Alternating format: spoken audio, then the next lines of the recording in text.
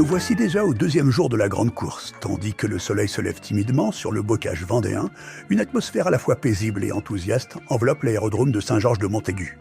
Les pilotes, éprouvés par cette première journée de compétition, ont enfin pu reprendre des forces. Bientôt, ils seront de retour sur la ligne de départ, déterminés à se battre pour conserver ou conquérir les premières places du classement. Mais à l'aube, tout ne se passe pas comme prévu. Certains découvrent avec inquiétude quelques soucis techniques sur leur machine.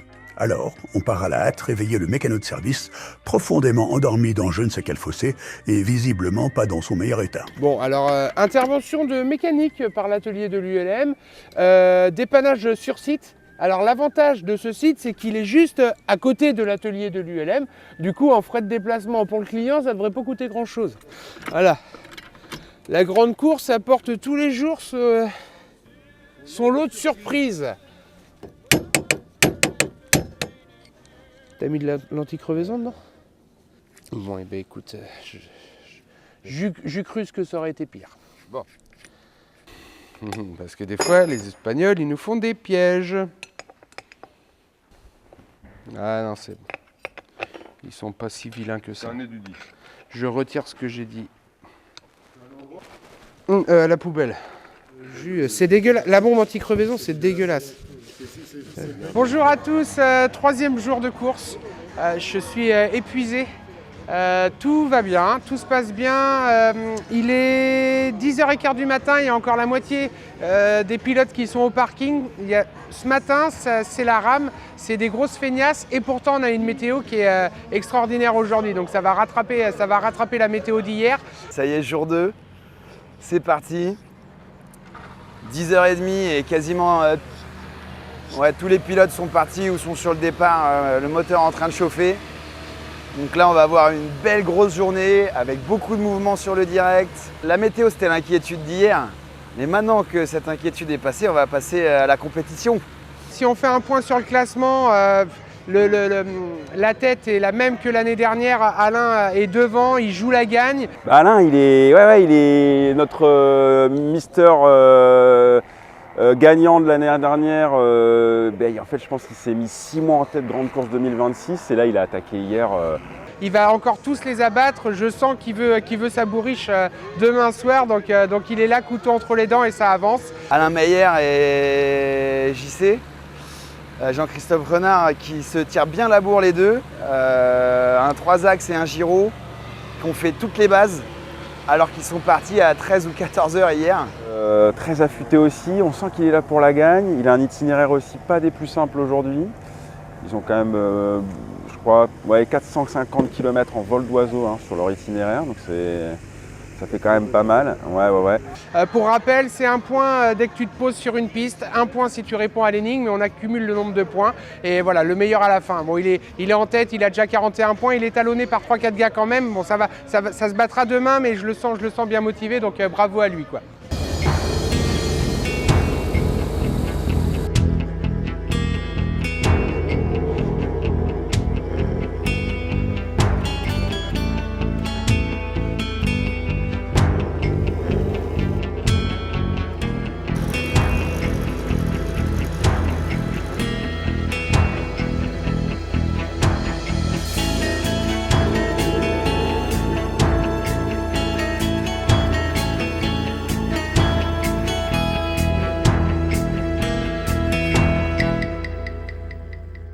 J'ai pas d'essence et il faut que j'aille refaire un refuelage, je pense, sur la Possardière. Il faut que je récupère 40 litres d'essence pour arriver à faire le tour.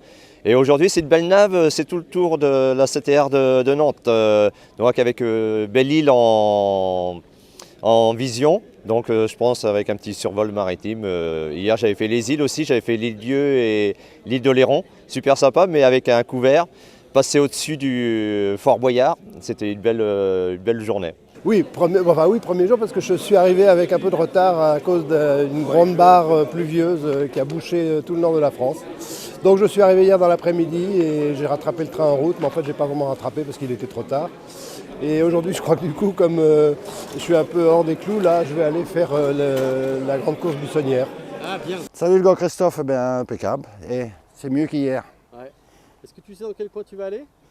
Aujourd'hui, ça va être dans les terres, sur le Mans, partout par là-bas. Mais hier, Belle-Île-en-Mer, Quiberon, magnifique. Ouais, on est en forme, on est content de voir que le ciel se dégage et qu'on va faire un beau vol dans des conditions plus agréables que hier matin. Alors on va dans le sud, on va du côté de La Rochelle. Ah, tu vas aller faire Oléron? Non, on va pas à Oléron, on va sur la base qui s'appelle Le Tout, mais on va sans doute aller aussi on va sans doute aller à Oléron aussi. Ouais. Ah ouais, c'est une bonne Ouais. Il y a le Tour et puis il y a autour du Tour. Ouais, les conditions là semblent parfaites, le plafond est haut et on va bien profiter. Le HKS se porte bien? Jusqu'à présent, on trouve qu'il manque un peu de puissance au décollage, mais une fois qu'il est en l'air, très bien. T'as changé d'équipier? Oui, alors c'était la maman hier et aujourd'hui c'est le petit. Ah, bien, parce que Ignacio aujourd'hui fête ses 8 ans. Génial. Voilà. Fort hier où on a été accueillis à Chevenel avec une petite épreuve de tir à l'arc. Donc on s'est fait initier au tir à l'arc, c'était vraiment très très sympa. Toutes ces rencontres. On commence par la planche, on fait un petit saut de plus à côté, voir la planche, prendre le café, hop là, excuse-moi, le café chez les copains. Vous faites plein, monseigneur? Et ensuite on... Voilà, donc j'ai mon pompiste, j'ai mon, comment on appelle ça, on s'en fout. Ton valet de pied? Mon valet. Et donc on part Ille-et-Vilaine aujourd'hui, donc on décolle Montaigu, on commence par la planche et ensuite on va tracer à l'est de Rennes. Donc on va commencer par les terrains au sud-est de Rennes. Bon, globalement, les 3/4 des pendulaires sont partis, c'est ce qui va décoller le plus vite parce que quand on a une température qui commence à monter, c'est eux qui vont se faire brasser en premier. Les 3 axes vont suivre, c'est comme une chaîne alimentaire, hein. Et les derniers, les gros feignants, c'est les autogires. Ils peuvent même prendre l'apéro avant de décoller. Voilà, donc ça va pas les embêter pour dessous. Donc on a encore pas mal d'autogires au parking. On a les pendulaires qui sont quasiment tous partis et les 3 axes qui se décident, quoi, qui savent pas trop encore ce qu'ils font. Le terrain de jeu est le même qu'hier. Il va y avoir une équipe sur la côte, une équipe vers la région Touraine, vers Tours, Saumur, tout ça. Une en Bretagne et une en Nouvelle-Aquitaine, sur le chapeau de Nouvelle-Aquitaine. Voilà, 4 destinations et tout le monde devrait trouver son plaisir dans ces destinations-là. On a un briefing qui a duré des heures, je me rappelle même plus de quoi il était question. Ouais, c'est ça le problème quand c'est trop long. On part à l'est. Ah bien. On part à l'est. Maintenant j'ai besoin de ravitailler ma bouteille d'eau. Faut bien s'hydrater, c'est hyper important. Comme toujours. Le MCR tourne bien? Le MCR c'est une merveille. On va faire les petites pistes avec? On va essayer de faire les petites pistes aujourd'hui et puis on verra bien ce qu'il en sera. Pas d'incident hier, tout s'est miraculeusement bien passé. Ça manque presque un peu de piment, donc j'espère qu'une chose, c'est qu'aujourd'hui on va emplafonner une CTR ou qu'on va avoir une poursuite avec la BGTA. Enfin, il faut quelque chose, faut un peu de contenu parce que nous on va vite être à court, quoi. Donc les gars, on se mobilise, on éteint les transpondeurs, on passe on top, on fait de la CTR, on y va, quoi. Voilà.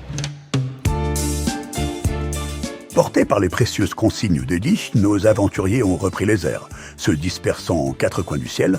Pour certains, l'objectif était clair, aller poser dans la verte, comme on dit dans le milieu, sur des pistes occasionnelles exceptionnellement ouvertes pour l'événement.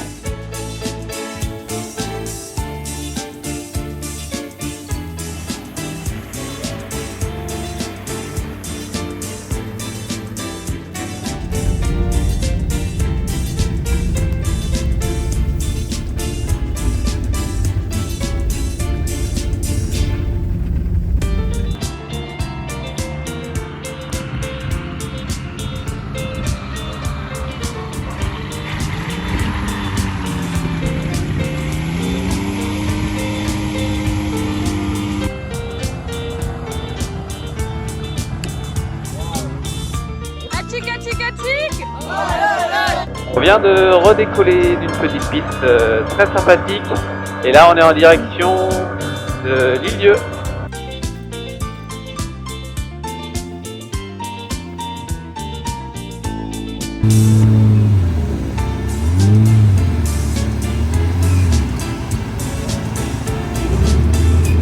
Mais bon, y a des nanas qui gèrent, Pauline elle gère, elle est en train de régler le carbu je crois. Qu'est-ce qu'a fait Pauline? Ah non! Ah ben fausse alerte! Elle nous a fait croire qu'elle était en train de réparer le Rotax. Bien accueilli comme sur tous le reste du parcours. Et puis voilà, on va s'en aller voir un petit peu du Mont-Saint-Michel.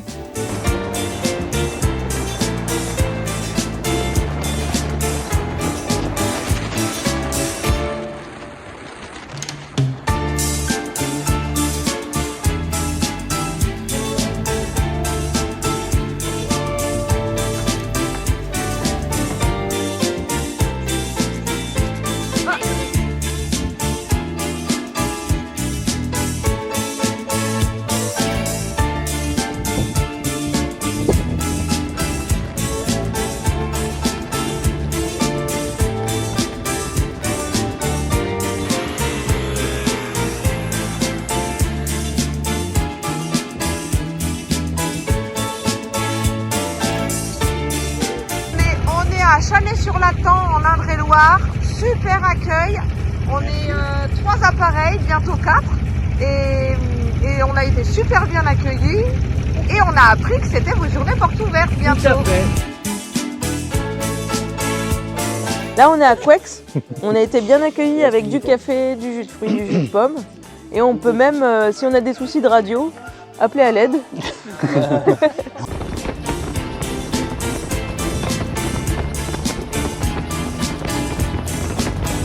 Qu'est-ce qu'il y a écrit? Il faut ramener un œuf. Vous devez également ramener un œuf intact à l'arrivée de notre production. Oh yes!